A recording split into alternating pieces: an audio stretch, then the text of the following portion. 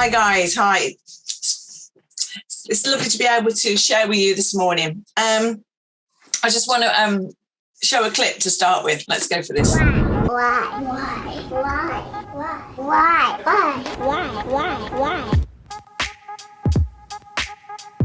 Get up, girl. Why? It's daytime. Not daytime, it's uptime. Yeah, it's uptime. You've got to brush your teeth. Why? Because you have morning breath. Why? Why what? No, kids can't have coffee. Why? Because coffee is for big people. Why? Because little kids can't drink it. It makes you too hyper. Why make me too hyper? Give me a little bit. No. Why? Sound close? Lots of questions. Why? I remember when I was younger. I've got an older sister, and it was bedtime, and it was like, Hayley, get your pajamas on, time to go to bed, and I'd be like, why? How come she can get to stay up and I have to go to bed now? Or I don't know. Later on, it was like when we were trusted. Well, when she was trusted with the key to the front door, it was like, how come she gets to carry the key to school and back and I don't? Why? Asking lots of questions, and at school as well. I don't know about you, but in different scenarios, asking why. Sometimes I can get a little bit of injustice rising up in me, and I question and I rile. I did when I was a kid as well, as you can tell. And in different schools and in different classrooms, you can have this feeling where it's okay to ask questions, and you can have different scenarios in life where you feel that you can't. You might feel that I don't know, in different groups I've been in, maybe at school, university, you can think, oh, if I ask that, what will they think of me? Or there's a bit of mockery from the other pupils, or even the actual way that the lecturer or teacher portrays himself can be in a way that's open to questions, or, you're just scared to even ask anything. Questions. And I want to encourage us today to think about questioning. I don't know, questioning it. You may have this in your workplace, maybe, where you're thinking about whether to question or whether to not. I think questions are really, really important. If you don't ask questions, for instance, as being a nurse, if I miss the lecture on the heart is this organ that has 4 chambers that pumps the blood around the body. If then later in life or in the next few weeks they taught about something else related to the heart, and I thought, I never understood what the heart was. I actually thought that the liver was this organ that did this. I would be building all my knowledge on the wrong facts because I didn't ask the question, or I didn't understand. So instead of building all my facts about the heart on the heart, I would be building it on the liver and have the completely wrong angle and understanding. So asking questions is really important. But I think as we get older, we can not ask questions in some scenarios. We can push the questioning down. When it comes to faith, we can actually think, oh, I can't question this. I need to have faith, or I shouldn't question God. And we can actually push down our questions. In a relationship with people at work or school or wherever you might be, I don't know if you've ever been in a scenario where you really don't understand where they're coming from. And you've got a choice to make then, to just carry on or actually ask a question. And I know in the scenarios I've been in, most of the time, bothering to ask a question in the right way gave me a depth of understanding. And actually, it might have been a bit, uncomfortable. There might have been a bit of almost, this is an uncomfortable conversation I'm having with this person. But if you choose to walk through it, most of the time in the scenarios I've had, I know it's not always the case, but you actually build a deeper relationship because you've bothered to question in a loving attitude where they're coming from and what's going on. And you can actually build depth. And I would like to say that that would be the same with God. To encourage you, as I encourage myself, to ask God the difficult questions. When we look around the world at the moment, we're seeing pandemics. We've walked through that, and some countries are still really struggling. We look at the politics, we look at the news, and injustice or lack of understanding.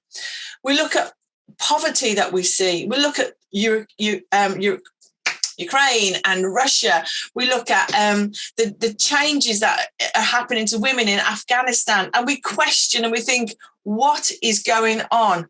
And we may even say, God, where are you? When we look at our families, when we look at our friends, when we look at illness, sickness, death, we may even say, why, God, where? It's not fair. But I want to encourage you today to ask the questions. There's a guy in the Bible that I want to talk to you about, which is Habakkuk. Excuse my emotions. This is quite close to home at the moment. There's a guy in the Bible called Habakkuk, and he is really struggling. He's looking around at the scenarios that I've just described. He's looking at his country with violence, conflict, injustice. He's looking at people suffering. He's looking at an invasion looming. Let's bring the reality of this to home. When we look at Ukraine and we look at Russia, and invasion's looming. Well, invasion's already happened, hasn't it? But this is what he was looking at in his country. And he's saying, I'm trying to believe in you, God. I'm trying to believe you're a just God. You're a God that is loving and kind. But all I can see is evil in the world. Where and what was the God of justice doing? And, instead of pushing those thoughts down and saying, I can't think about them, I shouldn't think about them, who am I to question? What am I to think? Look at what Habakkuk says in Habakkuk 1:1-4. How long, O Lord, must I call for help, but you do not listen? Violence is everywhere. I cry, but you do not come to save. Must I forever see these evil deeds? Why must I watch all this misery? Wherever I look, I see destruction and violence. I am surrounded by people who love to argue and fight. Sound familiar? The law has become paralyzed, and there is no justice in the courts, so that justice has become perverted. It could be today, couldn't it? What he's saying. What do you think? Yeah, could be. David Pawson writes this about Habakkuk's name. Habakkuk actually means someone who embraces. It was a wrestling term, but it was put into a colloquial language.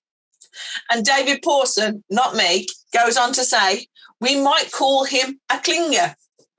Not so especially flattering, is it, about Habakkuk, a clinger? But his name accurately describes his relationship to God as it unfolds in the book of Habakkuk.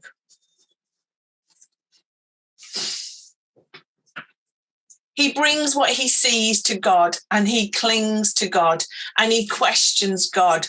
He throws it all out there to God, and he's open, he's honest, he's vulnerable, and he's saying, this is what I'm seeing. This is what you say you are, God. I don't understand. He's honest, he's open, but he doesn't reject God. He doesn't suppress his feelings down. He decides to do what his name says. He clings to God. He clings to God. We say to children, we say, grow up. You need to grow up. But God says to us, we need to be like children. Like that clip at the very beginning, that girl going, why, but why, but why? We need to be like children. Have you ever seen some of the YouTube clips of children, little toddlers, when they're, or maybe you've seen it in real life, when suddenly something happens and they're really scared, like suddenly something jumps out. You see the child literally go, ah, and actually cling to the parent that's there or hide behind the parent that's there. When the child is scared, it knows where to go. It clings, it holds on. And Jesus says to us, be like children. Be like children. When you're scared, when you don't understand, when you have loads of questions, bring them to me. Cling to me. Sometimes the answers when I've been trying to explain things to my kids have been too complicated for them to understand. If they were to ask Rob, the dad, about computers, and he started to go into all the intricate details. A computer is this. It has this component, this component, this component. It has a memory. It has a processor. It has this. You can do this. You can do this. It would be too much for him to explain all his vast knowledge on computers to a child. But he can say, this is a computer. You can put information here and it can come out here and it holds it as a memory. And the child can understand to the level of their understanding. And sometimes with us, God is this, he's got all this knowledge, all this understanding. He was before time, he's after time. And you know what? We can't understand all the details. But he says, this is the facts. This is the bit that you can understand at this time. And sometimes over time, as our kids grew up and learned more about computers and their dad explained more and more, they could understand more and more. And now when I listen to the conversation, I'm thinking, oh my, because they've grown and they've got an understanding and they can take on more. And it's the same as us with God. As we grow, as we develop, we can understand more as we come to know him more.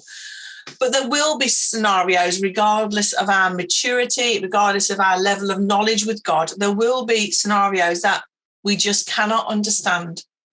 But like that little kid when it's scared, or like that child's clip at the beginning, we can ask the questions and we can run to our Father God.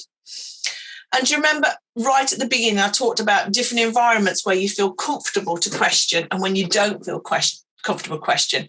In some of my lecturers, they could be a bit off or a bit derogatory, or you could have this mocking feeling.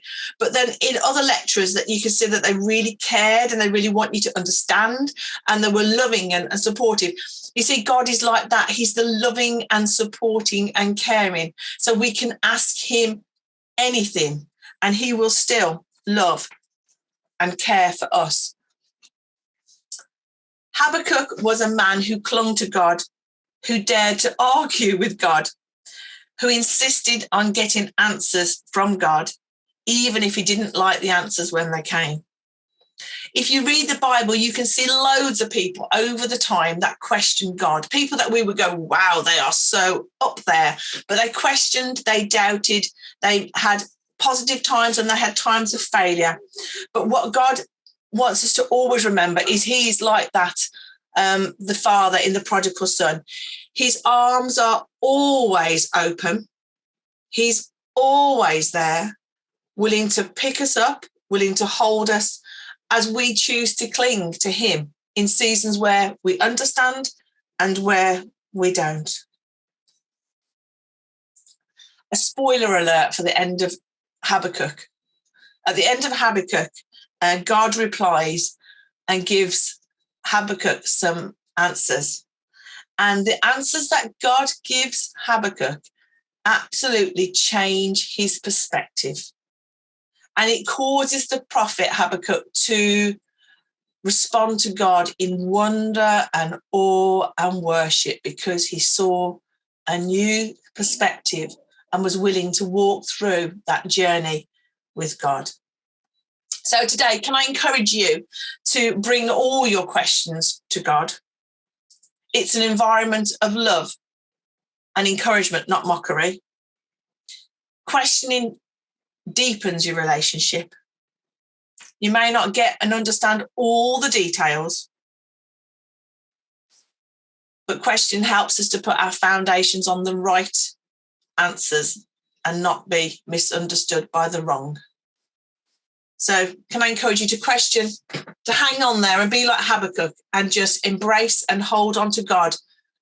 And as we question, we will learn more, discover more, and go on a deeper journey with our loving Father. Thank you.